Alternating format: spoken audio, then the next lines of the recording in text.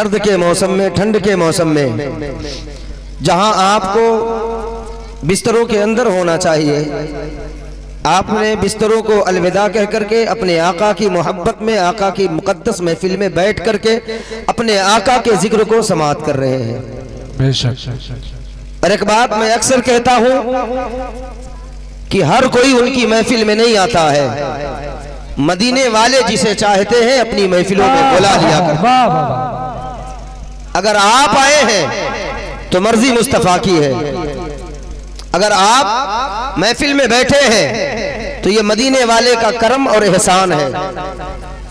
मेरे कैफ मैं बहुत लंबी और चौड़ी गुफ्तगू करने की गरज से आपके सामने हाजिर नहीं आया, इसलिए कि खतीब आज़म हिंदुस्तान नाशिर मसलके आला हजरत अल्लामा मौलाना शहादत हुसैन साहब क़िबला आपके दयार में तशरीफ ला चुके हैं। मैं आपके इलाके का हूं, जब चाहे तब आप सुन सकते हैं, सुनते भी हैं। और साथ ही साथ शायर अहले सुन्नत जनाब सरफराज हैदर साहब क़िबला फुलपुरी, वो भी तशरीफ ला चुके हैं। वासिफ शाह हुदा जनाब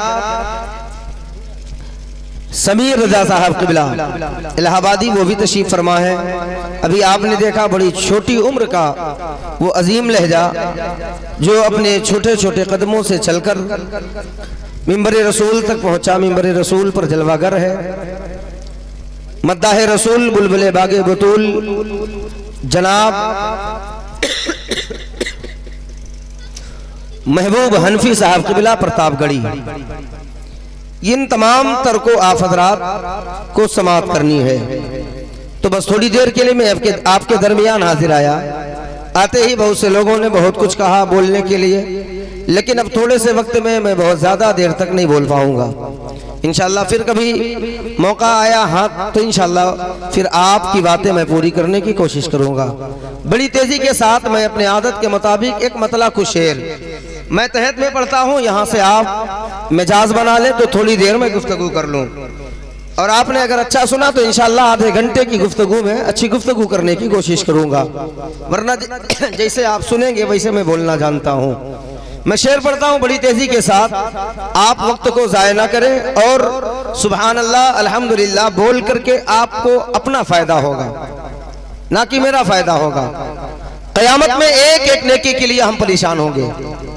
तो अगर आप ये समझते हैं कि हमें नेकियों की जरूरत है तो आप बोल करके समाअत करें। शायर कहता है सर झुकाते हैं फरिश्ते, सर झुकाते हैं फरिश्ते, हाजिरी क्या चीज है। सर झुकाते हैं फरिश्ते, सर झुकाते हैं फरिश्ते, हाजिरी क्या चीज है। अल्लाह अल्लाह उनके दर की नौकरी क्या चीज है। अल्लाह अल्लाह उनके दर की नौकरी क्या चीज है। अल्लाह अल्लाह उनके दर की नौकरी क्या चीज है। और बुलबुले सिदरा भी, बुलबुले सिदरा भी उनकी जात से वाकिफ नहीं। तभी तो बरेली के इमाम ने कहा यही बोले सिदरा वाले, चमने जहां के थाले, सभी मैंने छान डाले, तेरे पाए का न पाया, तुझे एक न एक बनाया, तुझे हम दे खुदाया, तुझे हम दे। तो उसी को शायर कहता है कि अल्लाह अल्लाह उनके दर की नौकरी क्या चीज है। और बुलबुले सिदरा भी उनकी जात से वाकिफ नहीं। बुलबुले सिदरा भी उनकी जात से वाकिफ नहीं। हमें 2 टके का देवबंदी मौलवी क्या चीज है। 2 टके का देवबंदी मौलवी क्या चीज है। बुलबुले सिदरा भी उनकी जात से वाकिफ नहीं। 2 टके का देवबंदी मौलवी क्या चीज है। और मौत जब आना तो आना रोज़े सरकार पर। ये एक तमन्ना है, शरीक हो जाए आप। अगर आपकी भी तमन्ना आरजू ये है कि काश गुंबद खदरा की ज़ियारत होती रहे और हमारे जिस्म से हमारी रूह परवाज कर जाए तो आप शरीक हो जाए, वरना कोई बात नहीं है। मौत जब आना तो आना रोज़े सरकार पर। मौत जब आना तो आना रोज़े सरकार पर, फिर बताऊंगा तुझे मैं जिंदगी क्या चीज है, फिर बताऊंगा तुझे मैं, फिर बताऊंगा तुझे मैं जिंदगी क्या चीज है। और आला हजरत से मिला है नात गोई का मिजाज, आला हजरत से मिला है नात गोई का मिजाज। आपने समझा दिया कि शायरी क्या चीज है, आपने समझा दिया कि शायरी क्या चीज है। और यारे गारे मुस्तफा से पूछना काशिफ कभी, यारे गारे मुस्तफा से पूछना काशिफ कभी, इश्क कहते हैं किसे और आशिकी क्या चीज है, इश्क कहते हैं किसे और आशिकी क्या चीज है। आइए हम और आप अकीदत व मोहब्बत के साथ आकाए नामदार मदीने के ताजदार हुजूर सरवरे कायनात फख्र मौजूदात जनाब अहमद मुश्तबा मोहम्मद मुस्तफ़ा रूही फिदा सल्लल्लाहु अलैहि वसल्लम की मुक़द्दस बारगाह में अपनी गुलामी का सबूत पेश करते हुए दुरूद पाक का तोहफा पेश करें। पढ़े बाबा से बुलंद अल्लाहुम्मा सल्लि अला सय्यदना मौलाना मुहम्मद मादनिल जूद वल करम मंबइल इल्म वल हिल्म वल हिकम व बारिक वसल्लम सलातुम व सलामुन अलैका या रसूल अल्लाह सल्लल्लाहु तआला अलैहि व आलिहि वसल्लम। मुअज़्ज़ज़ सामीन किराम, 9:45 बज रहे हैं। इंशाअल्लाह आधा घंटे का वक्त मुझे मिला है और 10:15 तक मैं अपनी गुफ्तगू सिमेटने की कोशिश करूंगा। आप घबराए ना, मैं आपका ज्यादा वक्त नहीं लूंगा, लेकिन हुक्म यह है कि ख्वाजा गरीब नवाज के हवाले से गुफ्तगू करें। ओ मेरे प्यारे, गरीब नवाज के हवाले से गुफ्तगू करने के लिए कुछ वक्त चाहिए। आधे घंटे में मैं क्या बयान कर सकता हूँ, लेकिन बड़ी तेजी के साथ मैंने जो आयत करीमा तिलावत करने का शरफ हासिल किया, अल्लाह रब्बुल इज्जत इरशाद फरमाता है अला इन्ना औलिया अल्लाह ला खौफुन अलैहिम वला हुम यहज़नून। जो लोग अल्लाह के वली होते हैं, जो अल्लाह के दोस्त होते हैं, उन्हें खौफ नहीं होता है, उन्हें डर नहीं होता है। वो दुनिया से नहीं डरा करते हैं, बल्कि दुनिया उनसे डरा करती है। उनके दिल में खुदा का खौफ होता है, और जब किसी बंदे मोमिन के सीने में खुदा का खौफ आ जाता है, फिर वो दुनिया के किसी शय से नहीं डरा करता है, बल्कि दुनिया उससे डरा करती है।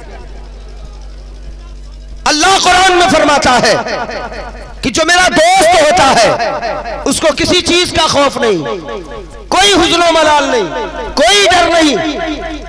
और फिर वो हिंदुस्तान का राजा मुइनुद्दीन अजमेरी संजरी रदी अल्लाह ताला अन्हु, और बहुत से ऐसे कलमा गो लोग हैं, कलमा पढ़ने वाले, जो कहते हैं वलियों के आस्थाने से कुछ नहीं होता है, वली के दर से कुछ नहीं मिलता है। वक्त नहीं, वरना मैं तफसील से बताता। बस आला हजरत का इख्तियार, गरीब नवाज का इख्तियार मैं दिखाता हूँ। एक झलक सिर्फ मैं दिखा रहा हूँ कि गरीब नवाज का पावर क्या है। आपने बारहा सुना होगा और आप बारहा सुनते भी हैं कि गरीब नवाज ने अना सागर को एक कूजे में समा लिया, अना सागर को एक कटोरे में बोला लिया। गरीब नवाज रदी अल्लाह ताला अन्हु की शान क्या है कि आपने अना सागर जैसे तालाब, और बहुत जगहों पे ये भी लिखा है कि सिर्फ अना सागर का पानी नहीं आया था, बल्कि पूरे राजस्थान का पानी आपके कटोरे में समा गया था। गरीब नवाज की वो शान है, अल्लाह ने वो मकाम अता किया है।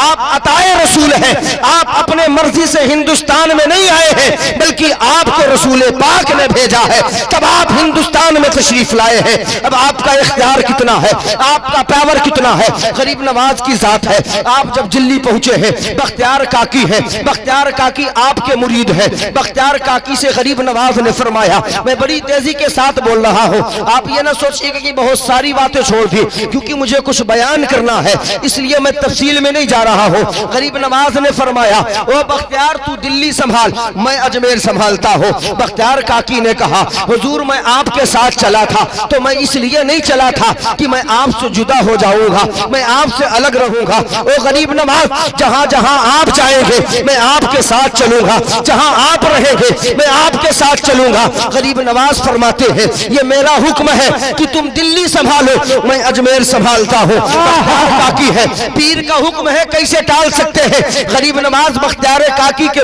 पीर है और बख्तियार काकी गरीब नवाज के मुरीद है। आपने फरमाया जैसा हुक्म आपका, आप दिल्ली में रुक जाते हैं। लेकिन जैसे आज बहुत सारे दोगले पीर आपको देखने को मिलेंगे, बहुत सारे दोगले पीर गली गली कूचे कूचे आपको मिलते नजर आएंगे जो शरीयत के खिलाफ चलते हैं, जो शरीयत के खिलाफ बकवास करते हैं, 10-10 अंगूठियां पहने रहते हैं, जिन्हें इल्म का कोई पता नहीं है, आज वो भी पीर बने फिर रहे हैं। उस जमाने भी दोगले पीर थे। जब बख्तियार काकी ने दीन की तबलीग की है तो लोग आपकी तरफ माइल हो रहे हैं, लोग आपकी तरफ भागते आ रहे हैं। अब उनका दुकान बंद हो रहा है, उनका कारोबार ठंडा पड़ रहा है। उन लोगों ने आपस में मशवरा किया कि बख्तियार काकी पर इल्जाम लगाया जाए, बख्तियार काकी पर इल्जाम लगा करके यहाँ से भगा दिया जाए, वरना हमारी रोटियां चलनी बंद हो जाएगी, हम रोटियां कैसे खाएंगे। अल्लाहू अकबर। अब जरा देखे ये तमाम दोगले पीर जो जाली पीर थे, इन्होंने मशवरा किया, एक तवाइफ को बुलाते हैं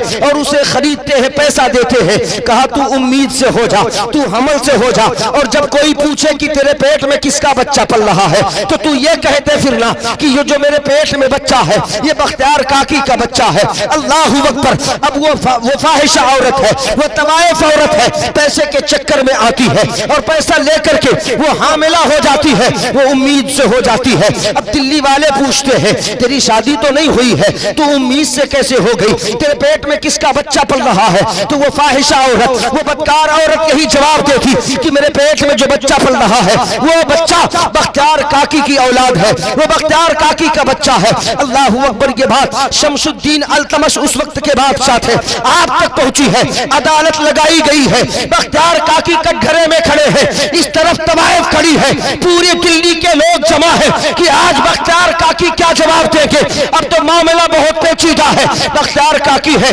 अदब से सर झुकाते हैं। वो लोगों, अल्लाह ने वलियों को कितना पावर दिया है, और मेरा गरीब नमाज वो है जो पूरे भारत को चलाता रहा है और सुबह चलाता रहेगा। मेरा गरीब नमाज वो है। अल्लाहू अकबर। बख्तियार काकी है, अपने सर को झुकाते हैं और अजमेर की तरफ निगाह करके बस ये कहते हैं वारे मेरे पीरो मुर्शिद, इसी दिन के लिए बख्तियार को दिल्ली छोड़ा था। अल्लाहू अकबर। अब आप जाने, आपका काम जाने, आप छोड़ करके गए हैं तो बचाना भी आपका काम है। इधर बख्तियार काकी है, दिल्ली से अजमेर कितनी दूरी है, जो लोग जाते हैं उन्हें पता है कि दिल्ली से अजमेर की दूरी कितनी है, दिल्ली कहाँ है, अजमेर कहाँ है। लेकिन जब बख्तियार काकी ने अदालत में सर झुका करके अपने पीरो मुर्शिद ख्वाजा गरीब नवाज को आवाज दिया है, एक लम्हे में दिल्ली के लोगों ने देखा कि उसी अदालत में गरीब नवाज की आमद हो चुकी है, आप तशरीफ ला चुके हैं। आप आगे बढ़ते हैं, शमशुद्दीन खड़ा हो जाता है, आइए हुजूर आप मसले को हल फरमाए। कहा अगर मैं मसला हल करूंगा सुबह कयामत तक लोग यही कहेंगे बख्तियार काकी पर जो इल्जाम लगा था सही था, वो तो उनके पीर थे इसलिए अपने मुरीद को बचा लिया, इसलिए मैं फैसला नहीं करूंगा, फैसला तू कर। अब शमशुद्दीन अल्तमश ने कहा आपके होते हुए मैं कलम चलाऊं ये हो नहीं सकता है। गरीब नवाज कहते हैं क्या मैं फैसला करूंगा तो ये अदालत के लोग मानेंगे। अदालत के लोगों ने कहा नहीं, हम आपका फैसला नहीं मानेंगे। कहा क्यों? कहा इसलिए कि आपके मुरीद हैं, आप इनके पीर हैं, और पीर हमेशा अपने मुरीद की हिमायत करेगा, अपनी मुरीद की मदद करेगा, इसलिए आपका फैसला नहीं मानूंगा। अल्लाहू अकबर। इतना कहना था, अली के बेटे को जलाल आता है। गरीब नवाज ने कहा मेरा फैसला नहीं मानोगे, लेकिन जो इस औरत के पेट में बच्चा पल रहा है अगर यह जवाब दे दे तो मानोगे कि नहीं मानोगे। तमाम तर अदालत के लोगों ने कहा अगर ये बच्चा बोल नहीं सकता है कैसे बोलेगा। गरीब नवाज फरमाते हैं बस इशारा करते हैं, अपने उंगली का इशारा करते हैं, इधर इशारा होता है, उधर पेट में पलने वाला बच्चा अपने जबान से कहता है ओ अदालत वालों सुनो, जो बख्तियार काकी पर लगाया गया ये इल्जाम गलत है। मैं बख्तियार काकी की औलाद नहीं हूँ, बल्कि मैं फला चरवाहे की औलाद हूँ, और मेरी माँ ने पैसे के चक्कर में बख्तियार काकी पर इल्जाम लगाया है। इतना सुनना था। पूरी अदालत गरीब नवाज के कदमों में झुकती है और बैक ज़बान कहती है अशहदु अल्ला इलाहा इल्लल्लाह व अशहदु अन्ना मुहम्मदुर रसूलुल्लाह। नारे तकबीर, नारे रिसालत, मसलके आला हज़रत, नारे तकबीर, नारे रिसालत। वाह वाह माशाअल्लाह। अल्लाह वालों की शान बड़ी निराली होती है, यह बात आप हमेशा याद रखें। यह और बात है कि बहुत से लोग कहते हैं कि तुम महफिलें सजाते हो, क्या जिसके नाम की महफिल सजती है वो आते हैं? आपका अकीदा क्या है? बोले जिसके नाम की महफिल सजती है वो आते हैं कि नहीं आते? आते हैं। ये और बात है कि हम उन्हें देखें ना देखें, लेकिन जिनके नाम की महफिल सजती है वो हमें जरूर देखा करते हैं। ये हम अहले सुन्नत के मानने वालों का अकीदा है कि जिसके नाम की महफिल होती है वो तशरीफ लाते हैं। ये मदीने वाले के नाम की महफिल है, मदीने वाले यहां तशरीफ फरमा है। अभी और बात है कि हम देखें ना देखें, लेकिन मदीने वाला हमें देख रहा है, मदीने वाले का करम हम पे हो रहा है। और ये महफिलें बड़ी बाबरकत होती है। ये और बात है कि हम नहीं समझते, लोग इसका गलत मतलब भी निकाल लेते हैं, लेकिन ये महफिलें हम अपनी मर्जी से नहीं सजाते हैं। मोहतरम आली जनाब हाफिज मोहम्मद आमिर साहब क़िबला, जिनकी दावत में मैं आया अब तक, उन्होंने बताया ये प्रोग्राम एक दिन में सारा मामला बना है। तो ये बड़ी बात है यार, इरादा करना हमारा काम होता है, पूरा करना मदीने वाले का काम होता है। वरना इतना आसान नहीं जितना हम समझते हैं। बहरे कैफ, लेकिन बस मैं बड़ी तेजी के साथ मैं अपने वक्त को सिमेटने की कोशिश कर रहा हूं ताकि मैं पूरी बात कर जाऊं। अक्सर व बेशतर आप कहते भी हो और अल्हम्दुलिल्लाह इसी वजह से मेरी शनाख्त भी है। बस थोड़ी देर ये महफिल आपने सजाई, चंदा किया, एक दूसरे से पैसे ले करके दे करके, ठंड में आप जाग करके मदीने वाले का जिक्र आप सुन रहे हैं। लेकिन एक पैगाम दे करके मैं जा रहा हूं, आप इसे समाअत कर लें। और ये पैगाम बहुत अहम पैगाम है और ये बहुत बड़ा पैगाम है कि हम हर काम नेकी का कर लेते हैं, लेकिन आपसे अगर मैं पूछूं कि जितने लोग आप आए हो अल्लाह के रसूल की मुक़द्दस महफिल में, इनमें से आप में से कितने के माँ बाप राजी हैं? आप में से कितने के बाप और माँ राजी है?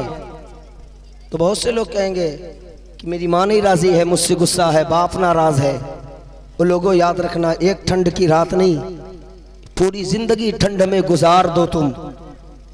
मदीने वाले की महफिल सजाते रहो, जलसे करते रहो, लेकिन अगर हमसे हमारी माँ नाराज है, हमसे हमारा बाप नाराज है, तो याद रखना इस जलसे का फायदा नहीं होगा, इस जलसे का फायदा नहीं होगा। क्यों नहीं होगा? खुद आका करीम फरमाते हैं कि अगर तुम चाहते हो कि मदीने वाला तुमसे राजी हो जाए तो तुम अपने माँ बाप को राजी कर लो, मदीने वाला भी तुमसे राजी हो जाएगा, परवरदिगार भी राजी हो जाएगा। आज का जो माहौल है, हमारे घर का जो रहन सहन है, हम जरा अपने घर का जायजा लें कि हमारे घर का माहौल क्या है। हमारे घर का माहौल क्या है? बूढ़ा बाप है, हम उसकी इज्जत नहीं करते, बूढ़ी माँ है, हम उसकी कदर नहीं करते। खुदा रहा आपसे गुजारिश है, ये माँ बाप बड़ी कीमती चीज होते हैं, ये बड़ी नेमत है अल्लाह की तरफ से हमारे पास। जब तक ये जिंदा है खिदमत कर ले यार। जिस दिन ये बूढ़े आंख बंद कर लेते हैं ना, फिर लाख आप पैसे कमा लो लेकिन सुकून नहीं मिल सकता। इसको आप याद रख ले। माँ बाप बड़ी कीमती चीज होती है, अल्लाह ने ये बड़ी नेमतें हमें बख्शी हैं। अगर माँ बाप जिंदा है ना तो इनकी कदर करें यार। हम ये समझते हैं कि हम महफिल सजा करके या मस्जिद का मीनार बना करके या मदरसा बना करके हम जन्नत खरीद लेंगे। नहीं, जन्नत नहीं मिल सकती है। अगर माँ बाप नाराज है तो तू लाख मस्जिदें लाख मदरसे बना ले, अल्लाह तुझसे राजी नहीं हो सकता है। और अगर माँ बाप राजी है तो मस्जिद में 10 रुपए भी दे देगा तो माँ की दुआ के सदके में अल्लाह तबारक व तआला तुम्हारे इस 10 रुपए को अपनी बारगाह में कबूल। और हो सकता है कि यही 10 रुपए माँ बाप की राजी होने की वजह से, यही 10 रुपए हमारे और आपके लिए निजात का सामान बन सकता है। आज बहुत से ऐसे अमीर लोग हैं, दरवाजों पे कंबल बांटते फिरते हैं, कपड़े बांटते फिरते हैं, है ना, लेकिन खुद की माँ बेचारी ऐसी है कि उसके जिस्म पे अच्छा लिबास नहीं है। खुद की माँ के पास गर्म कपड़ा नहीं है और हम समझते हैं हम गरीबों को कपड़ा दे के हम जन्नत खरीद लेंगे। जन्नत हमारी है कहां? जन्नत माँ के कदमों के नीचे बताया गया ना, आका ने बताया। उस माँ को हम कितना राजी करते हैं यार। बाप जन्नत का दरवाजा है, अगर ये राजी नहीं तो जन्नत का दरवाजा नहीं खुलने वाला। आज पीर साहब आ जाए तो हम चूम चाट के बराबर कर देते हैं, है ना। लेकिन कभी हमने बाप के हाथ का बोसा दिया? किसी पीर के बारे में बताएगा कि पीर जन्नत का दरवाजा होता है। बाप के लिए हदीस पाक में है कि बाप जन्नत का दरवाजा होता है, तो फिर बाप से बड़ा कोई पीर नहीं है बेटे के लिए, इसलिए कि उसके जन्नत का दरवाजा उसका बाप है। और बाप नाराज तो फिर जन्नत का दरवाजा नहीं खुलने वाला।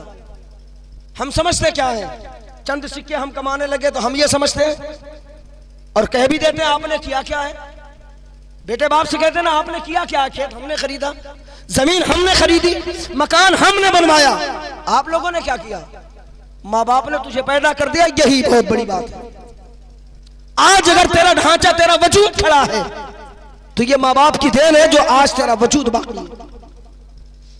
आज अगर तुम्हारे हड्डियों में ताकत है तो ये बाप की देन है, अगर जिस्म में खून लमा दवा है तो ये माँ के दूध का सदका। वाह वाह वाह, जिंदाबाद। लेकिन आज हमने माँ बाप को लवारिस बना के रख दिया है। फिर हम समझते हैं यार जलसे कर लेंगे हम जन्नती हो जाएंगे। हाँ, जलसा करना सवाब है, फायदा है, लेकिन उससे पहले ये देख लें कि हमसे हमारा बाप तो नहीं रूठा है, हमसे हमारा बाप नाराज तो नहीं है, हमसे हमारी माँ तो नाराज नहीं। क्योंकि अगर ये नाराज तो फिर लाख इबादत कर लो यार, हम यहाँ के मस्जिद की बात नहीं करते, मस्जिद नबवी में चले जाओ और सर रगड़ रगड़ करके मर जाओ। अगर माँ बाप नाराज है तो फिर अल्लाह एक भी सजदा अपनी बारगाह में कबूल नहीं फरमाएगा। हमने माँ बाप को समझा क्या है? आपको पता है माँ क्या होती है? आज अगर हम और आप अपने माँ बाप के लिए जरा से कुछ कर जाएं, आपने भी देखा होगा, मेरा अपना तजर्बा है, मैंने बड़ी छोटी उम्र में माँ बाप को खोया है, मुझे एहसास है। अगर बेटा 5,000 10,000 की दवा कर लेना अपने माँ बाप की, तो फिर होटलों पे चौराहों पे बैठ करके गाता फिरता है यार 10,000 लगा दिया माँ के पीछे, 20,000 लगा दिया बाप के पीछे। लेकिन कभी माँ ने तो नहीं कहा, माँ ने नहीं कभी कहा, बाप ने कभी नहीं कहा। आप क्या समझते हो कि आप माँ बाप पे 10 20 50 खर्च करते हो तो अल्लाह तुम्हारे रिस्क में कमी कर देगा, तुम्हारी दौलत कम हो जाएगी?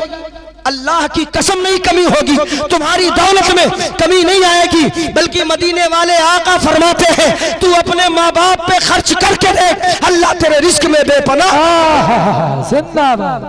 तू अपने माँ बाप पे खर्च करके देख, अल्लाह बेपनाह तेरे रिस्क में बरकतें अता फरमाएगा। और बात है कि हम नहीं समझते, हम तो कहते फिरते हैं ना, लेकिन माँ अगर अपनी जान भी दे देना औलाद के लिए तो किसी को नहीं बताती। ऐसे ही एक हुआ, एक बहुत गौर से सुन ले, वक्त नहीं मैं तफसील में जाऊं, बस सुने बड़ी तेजी के साथ, 15 मिनट 12 मिनट जो बाकी है आप उसी में सुन ले। एक माँ है जो एक आंख की अंधी है, गौर से सुनना। आज हम और आप अगर कुछ करते हैं तो एहसान जतलाते हैं, बताते फिरते हैं, लेकिन बस सिर्फ माँ की ममता की एक झलक मैं दिखा रहा हूँ। माँ होती क्या है? अगर एहसास बाकी है तो जुमले का इस्तेमाल कर लेना, अगर जर्रा बराबर माँ के दूध का असर बाकी है तो फिर इस्तेमाल करना और एहसास करना कि वाकईतन माँ होती क्या चीज है। और बात है कि हम ऐसे कहते थे तुमने किया क्या है, माँ जतलाती नहीं यार, कितनी रातें कुर्बान की है, कर लोगे आप? बोले मजमे से कोई एक आदमी कह दे कि हाँ माँ ने जितनी रातें मेरे लिए कुर्बान की है हम माँ के लिए उतनी रातें कुर्बान कर लेंगे, करोगे? बोले आप कर लेंगे? कभी नहीं कर पाएंगे। जिस दिन बाप बन जाओगे उस दिन औकात समझ में आ जाएगी कि माँ औलाद को कैसे पालती है और माँ ने हमें कैसे पाला होगा। पूरी पूरी रात माँ जाग जाती है, बच्चे को सीने से लगा के चुमकारती रहती, अब सो जाए अब सो जाए। जरा से माँ को आंख लगती है यार, बच्चा फिर रोने लगता है। कभी हमने माँ के दर्द को समझा, कभी माँ के एहसास को हमने जानने की कोशिश की कि माँ किस दर्द को सह करके, बाप कितनी धूप की तपिश को बर्दाश्त करके, बारिशों में भीग करके और जाड़े में सर्द को सह करके तब हमें जवान और परमान चढ़ाया। कभी हमने एहसास किया? बस यूं हम कह देते आपने किया क्या है, करके देख लो, कोई माई कलाल नहीं कर पाएगा। 9 महीना माँ पेट में रखती है ना, बोले रखती है, जोर से बोले रखती है ना, माँ 9 महीना तुम सिर्फ माँ को 2 महीना गोद में लेकर के पाल सकते हो? है जिगरा? हमें 4 दिन की बात करता हूं, 4 दिन माँ अगर हॉस्पिटल में रहे और 4 रातें गुजारनी पड़ी ना, तो फिर बेटा कहता है मौलाना दुआ कर दो, अब उठा ले अल्लाह। क्या हुआ? अब नहीं किया जा रहा है, अब नहीं बर्दाश्त हो रहा है। वो खुद दुआ मांगता, अल्लाह उठा ले, अब नहीं कर पाएंगे। लेकिन जाके अपनी माँ से पूछ लेना कि अगर बेटा 4 दिन नहीं 4 महीने बिस्तर पे पड़ा रहे, फिर भी जब भी माँ बाप दुआ के लिए हाथ उठाते हैं तो यही दुआ करते हैं, ओ रब्बे काबा इसकी बीमारी मुझे दे दे, लेकिन मेरी औलाद को नई जिंदगी अता कर। ये माँ बाप होते हैं यार, ये माँ बाप होते हैं। माइक बहुत घटिया है भाई, देख रहे हैं आवाज चली गई, बहुत तेजी से कैच कर रहा है ये, क्योंकि इससे ज्यादा तो मेरी आवाज भारी पड़ रही है। तो मेरे कह माँ बाप होते क्या है, बस एक झलक में दिखा रहा हूं। माँ बाप कभी जतलाते नहीं, हम जतलाते हैं। हमने इतना किया, हमने उतना किया, आप भी कहते हो, लेकिन माँ कभी नहीं कहती। एक माँ है, एक आंख की अंधी है, उसका एक बेटा है, बाप मर चुका है। उस माँ का जो शौहर है वो मर चुका है, बेटा जो है वो यतीम है। वो अपने बेटे से कहता है बेटा पढ़ने जाया कर। कहा अम्मी स्कूल जाता हूं तो बच्चे मुझे चिढ़ाते हैं। कहा क्या कहते हैं? गौर से सुनना, माँ क्या कर गुजरती है लेकिन कभी अपनी औलाद को जतलाती नहीं। वो जुल्म सहती रहती है लेकिन अपनी औलाद के सामने वो बात नहीं रखा करती, क्योंकि मेरे औलाद को तकलीफ होगी। औलाद को वो कभी मुसीबत में देखना नहीं गवारा करती। माँ ने कहा बेटा क्यों नहीं जाओगे? कहा अम्मी जब स्कूल जाता हूं ना तो स्कूल के बच्चे मुझे कानी का बेटा कह के बुलाते हैं, क्योंकि माँ एक आंख की कानी है। कहा बेटा पढ़ ले वरना तेरा मुस्तकबिल बर्बाद हो जाएगा, वरना तेरा कैरियर जो है वो चौपट हो जाएगा। तो बेटे ने कहा ठीक है अम्मी, पढ़ता रहा। लेकिन जब समझदार हो गया, जवान हो गया, फिर स्कूल जाता, फिर बच्चे वही चिढ़ाते। आज भी स्कूल वगैरह का यही मामला है। तो उसने कहा अम्मी बहुत गौर से सुनना, बस यही बात मुकम्मल करूंगा क्योंकि वक्त भी नहीं है, उसके बाद फिर कभी मौका मिलेगा तो इंशाल्लाह फिर गुफ्तगू हो जाएगी। तो उस बेटे ने कहा अम्मी सुन, 2 शर्तें मेरी है। कहा क्या? कहा अगर मैं पढ़ाई करूंगा तो तुझे मुझसे अलग रहना होगा। अल्लाह अकबर। आज भी बेटों का इधर निकाह हुआ, उधर माँ से अलग हो गए। तुम क्या समझते हो माँ इस जुदाई को बर्दाश्त कर लेती है? बोले हाँ, क्या बर्दाश्त कर लेती है? हमें 5 मिनट के लिए तुम गुम होते थे ना तो माँ का कलेजा मुंह को आ जाता था। आज तुम्हें एहसास नहीं होता, उस माँ को तुम छोड़ देते हो जो निगाह से अगर बेटा ओझल हो जाए एक लम्हे के लिए तो माँ तड़प जाया करती है।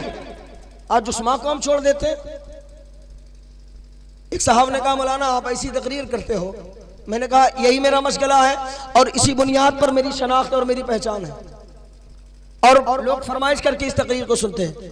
कहा फिर आप ये कहते हो कि एक लम्हे के लिए अगर माँ के निगाह से बेटा ओझल होता है तो माँ को तकलीफ होती है, लेकिन वही माँ वही बाप अपने बेटे को सऊदी भेजते हैं, दिल्ली कमाने के लिए भेजते हैं, अरब ममालिक में भेजते हैं। मैंने कहा ओ नादान, कभी माँ के करीब बैठ करके पूछ ले उनके दिल पे क्या बीतती है, कभी बाप से पूछ उसके जिगर पे क्या होता है। अल्लाह अकबर। ये और बात है कि अगर बाप हमें बॉम्बे भेजता है, माँ हमें 7 समंदर पार भेजती है, उसका दिल गवारा नहीं करता है, लेकिन वो तेरे कैरियर के लिए, तेरे मुस्तकबिल के लिए वो 7 समंदर पार भेजती है, ताकि मैं तो गुर्बत में जिंदगी गुजार चुकी हूँ, मेरा बेटा गुर्बत में जिंदगी ना। वाह वाह, जिंदाबाद, माशाअल्लाह।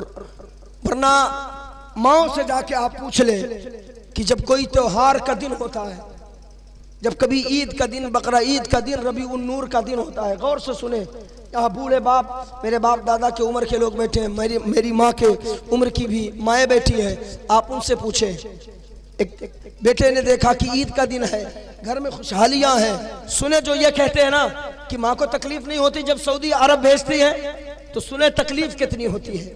ईद का दिन है, सारे घर में खुशियां हैं, माँ के सामने खाना है, बाप के सामने खाना रखा है, माँ लुकमा उठाती है, मुंह के करीब ले जाती है, प्लेट में रख देती है, बाप लुकमा उठाता है, प्लेट में वापस रख देता है, छोटा भाई बेटा है, अब्बू बात क्या है, आज ईद का दिन है, आज खुशी का दिन है, आप लोगों की आंखों में आंसू, बात क्या है, बात क्या है।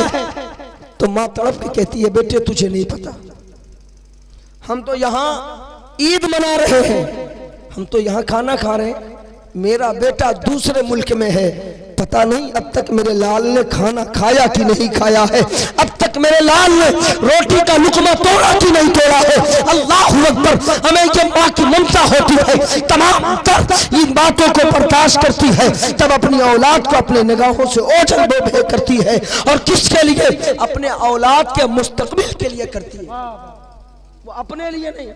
हमें उन्हें अब पैसे की क्या जरूरत है, बस उन्हें अब मोहब्बत की जरूरत है। तो मेरे कैफ वो बच्चे, बेटे ने कहा सुनो अम्मी तुम अलग रहो तब मैं पढ़ाई करूंगा। माँ ने कहा बेटे के कैरियर की बात है बेटा, चल मैं अलग हो जाती हूँ। गौर से सुनना, आज के भी बेटे ऐसे करते हैं, खुदारा माँ से कभी जुदा ना होना, कभी अलग होने की कोशिश ना करना। अब वो माँ है, बेटे को कहती है ठीक है अलग हो जा। बेटा सामने कमरे को भाड़े पे लिया, पढ़ाई करता रहा, अल्लाह ने उसको कामयाबी दी, नौकरी मिल गई, फिर वो शादी करता है। गौर से सुनना मेरे इस्लाम के शहजादों, अल्लाह अकबर। अब जब शादी का दिन आता है फिर भी अपनी माँ को दावत नहीं देता। किस लिए नहीं देता, अगर मेरी माँ शादी में आएगी तो मेरे दोस्त कहेंगे इसकी माँ कानी है। अल्लाह अकबर, माँ को दावत नहीं देता है। माँ अपने दरवाजे पर खड़ी है, बेटा दूल्हा बन रहा है। एक बात और याद रखना, शादी के दिन बहनें खुशियां मनाती हैं, भाई खुशियां मनाती हैं, भाई खुशियां मनाते हैं, बाप खुशियां मना रहा है होता है। लेकिन अल्लाह की कसम जब माँ आगे बढ़ती है, हाथ में दूध का गिलास होता है और जब गले में हार डालती है, अल्लाह की कसम उस वक्त माँ के आंखों से आंसू झलक जाते हैं। लेकिन उस दिन जो माँ के आंख से आंसू के कतरे टपकते हैं, वो गम के आंसू नहीं होते, वो खुशियों के आंसू होते हैं। माँ होती है यार। आज माँ की कदर करना हमने छोड़ दिया, फिर कहते हैं हम तबाह हैं, कोई नहीं बचा पाएगा, कोई नहीं बचा पाएगा। इसलिए माँ बाप की इज्जत करें, कदर करें।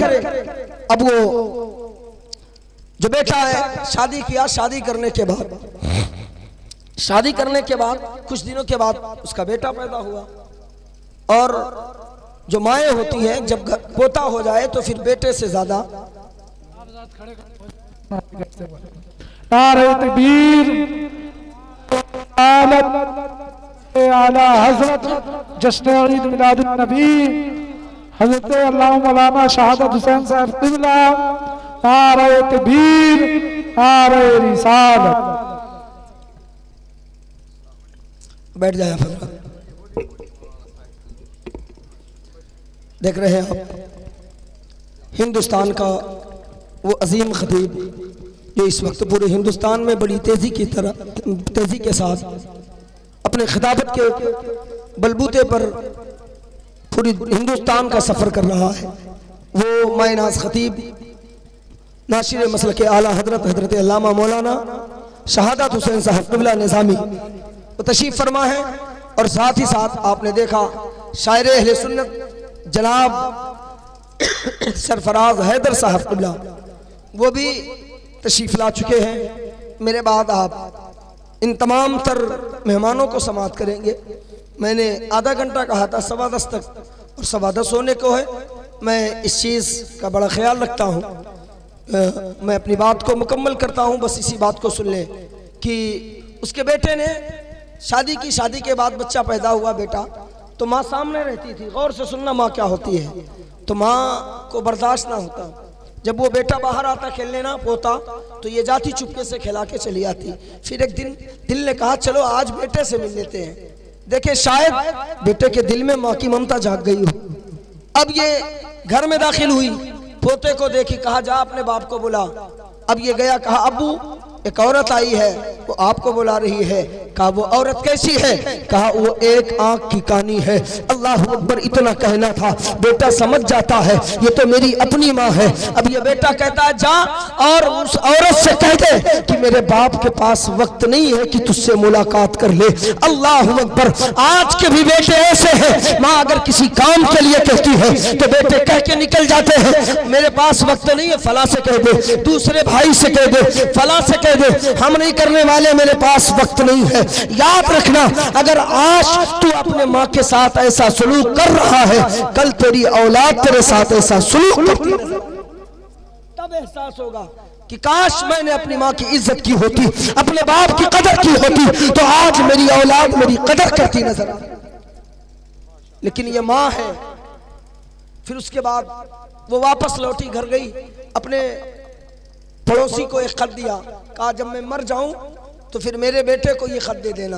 कहा ठीक है। उसका इंतकाल हुआ, मैं बात को सिमट रहा हूँ, ख़त्म कर रहा हूँ। बस माँ का इंतकाल हुआ, उसके बाद बेटा गया, कफनाया दफनाया। उसके बाद जब आने लगा तो पड़ोसी ने कहा सुन, तेरी माँ मरने से पहले ये खत दे करके गई, ले इसे पढ़ ले। अब सुनना माँ क्या होती है। मैंने कहा ना, हम जरा से करते हैं तो होटलों और चौराहों पे चिल्लाते नजर आते हैं कि हमने बाप के साथ इतना किया, हमने माँ के साथ इतना किया। लेकिन सुन पा रहे, माँ बाप वो होते हैं कि बहुत कुछ कर जाते हैं लेकिन कभी जतलाया नहीं करते, वो ढिढोरे नहीं पीटा करते हैं। माँ ने जो खत दिया था, जब बेटा पाया, पढ़ने लगा, चंद लाइन पढ़ा था, चकरा के जमीन पर गिर गया। अब खत में लिखा क्या था, बस इसी को सुन ले। खत में क्या लिखा था? माँ लिखती है, बेटे तू जिस चीज के लिए मुझसे जुदा हुआ, मेरी एक आंख नहीं थी, लोग मुझे कानी कहते थे ना, तू इसीलिए मुझसे जुदा हुआ। लेकिन वो बेटे, कभी तू मेरे बगल बैठ करके अपनी माँ से ये नहीं पूछा अम्मी ये तेरी आंख कैसे खराब हुई, कभी तूने माँ से नहीं पूछा, और मैं बताना भी मुनासिब नहीं समझी बेटा। लेकिन अब दुनिया से जा रही हूं तो तुझे बता दे रही हूं, और इस रात से मैं पर्दा उठा दे रही हूं। बेटा सुन, मेरी दोनों आंखें अच्छी थी, तू छोटा से था, झूले में झूल रहा था, अचानक झूले से कूदा है, जमीन की तरफ आया है। जमीन पे एक कील था, जो तेरी आंख में वो कील लग जाती है, अब इधर आंख में कील लगती है। मैं लेकर के हॉस्पिटल पहुंची, मैंने कहा डॉक्टर जल्दी कर, मेरी औलाद की आंखें बचा ले। डॉक्टर ने जब तेरी आंख को देखा, कहा बूढ़ी माँ तेरे बेटे की आंख बर्बाद हो चुकी है, अब ये आंख वापस नहीं हो सकती है, अब इस आंख में रोशनी नहीं आ सकती है। कहा डॉक्टर जितना पैसा चाहे ले ले, लेकिन मेरी औलाद की आंखें वापस कर दे। डॉक्टर ने कहा नहीं हो सकता है। कहा फिर होगा कैसे? कहा कोई अगर ताजी आंख मिल जाए, जिंदा आंख कोई मिल जाए, तो फिर तेरे बेटे की आंख को काम आ सकती है, तेरे बेटे के अंदर वो आंख लगाई जा सकती है। ओ बेटे सुन, तो फिर अपनी आंख कौन देता, लेकिन ये तेरी माँ थी ना, इसलिए मैंने अपनी आंख को निकलवा करके तेरे हवाले कर दिया था। अल्लाह अकबर। कहा बेटे सुन, तेरे पास जो दो आंखें हैं ना, इसमें एक आंख तेरी माँ की आंख है।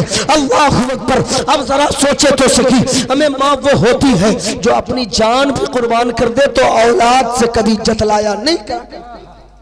और एक हम होते हैं कि हम जरा से करते तो ढिढोरा पीट देते हैं ना। तो खुदारा एक बात याद रख ले, आपके चाहे फर्ज इबादत हो, नफिल हो, वाजिबात हो, कोई भी इबादत हो, अल्लाह तब कबूल करेगा जब आपसे आपके अब्बू राजी होंगे, जब आपसे आपकी अम्मी राजी होगी। वरना सर पटकते रहो और तुम मस्जिदें और मदरसे बनाते रहो, अगर माँ बाप नाराज है तो फिर याद रखना अल्लाह तुमसे राजी नहीं हो सकता है। मदीने वाला तुमसे राजी नहीं होगा, करबला वाला तुमसे राजी नहीं होगा। अगर इन्हें तुम राजी करना चाहते हो तो पहले आपको माँ बाप को राजी करना होगा। माँ बाप की शान बड़ी निराली है। इंशाअल्लाह फिर कभी मौका मिलेगा तो फिर गुफ्तगू आप समाप्त कर लेंगे, करते भी हैं।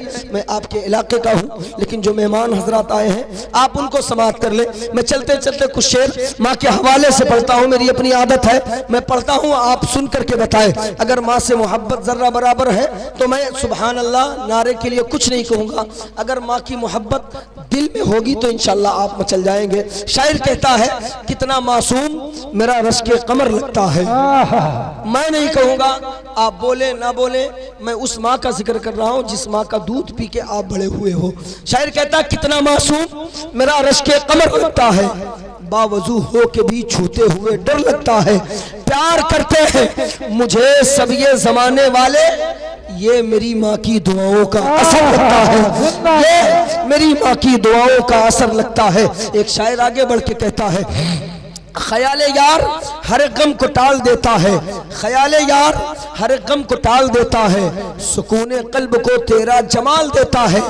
ये मेरी माँ की दुआओं का फैज है मुझ पर, मैं डूबता हूँ समुंदर उछाल देता है, मैं डूबता हूँ समुंदर उछाल देता है।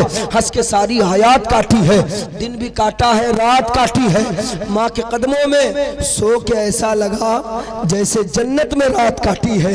माँ के कदमों में सो के ऐसा लगा जैसे जन्नत में रात काटी है। शेर मेरे पास बहुत है, आखिरी 4 मिसरा माँ के दूध के हवाले से पढ़ता हूँ, सुन ले और इस्तकबाल कर ले। शायर कहता है नेमत के एवज वो कोई उजरत नहीं मांगी। माँ जो हमें और आपको दूध पिलाती है, हकीकत में ये दूध नहीं होता, ये खून होता है जो माँ दूध की शक्ल में अपनी औलाद को पिलाती है। इसलिए लोग कहते हैं कि माँ अपने खूने जिगर से अपनी औलाद को पाला करती है। अगर बात में सच्चाई है और आपके खून में माँ के दूध का असर बाकी है तो इस्तकबाल कर ले। चौथे मिसरे का शायर कहता है नेमत के एवज वो कोई उजरत नहीं मांगी, दुनिया से कभी हस्बे ज़रूरत नहीं मांगी। हमें ये माँ का जिगर है कि लहू अपना पिला के, ये माँ का जिगर है कि लहू अपना पिला के हमें बेटे से कभी दूध की कीमत नहीं मांगी। ये माँ का जिगर है कि लहू अपना पिला के बेटे से कभी दूध की कीमत नहीं मांगी। अस्तगफिरुल्लाह रब्बी मिन कुल्लि ज़ंबि व अतूबु इलैहि, अशहदु अल्ला इलाहा इल्लल्लाह व अशहदु अन्ना मुहम्मदन अब्दुहु व रसूलुहु व आखिरु दावाना अल्हम्दुलिल्लाहि रब्बिल आलमीन। अस्सलामु अलैकुम।